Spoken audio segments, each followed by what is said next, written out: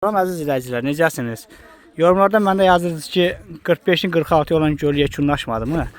Bu günlərim inşallah yekunlaşdırdıq. Yağarlıq rüzbatından eləyə bilmirdik. Külək, yağış imkan vermirdi. Şükür Allah'ın bu gününə hər bir tərəfini bitirdik. Malımız da ki, bax göstərirəm, Vatan firması, Türkiyə istehsalı olan malımızın 3 il garantisi var. Ən aşağısı 7-8 il gedir. Hər bir tərəfi də normal qaydada torpaqlamaq lazımdır. Siz dolmamış 2 metr ən azından. Polnu torpaqlamaq olmaz. Onda partladar.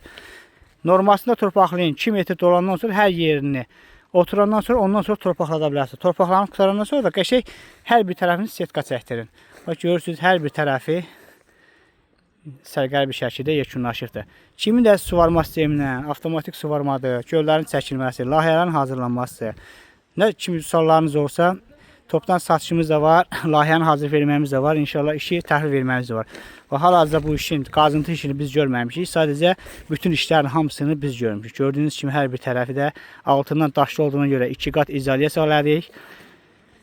Ona görə ki, burada xəş çəkilir. Altından izolyasiya vacibdir. Çox yerdə də görürəm izolyasiya istifadə olunmur. İzolyasiya istifadə olunmadıqsa tez dəyişilir, stroydan çıxır.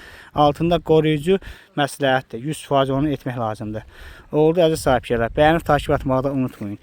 Kimə də suvarma sistemindən göllərdən bağlı nə sualı olursa, çəkilməsi, topdan satışı, qazılması biz tərəfdən həyata keçirilir. Diqqətinizə görə də çox sağ olun.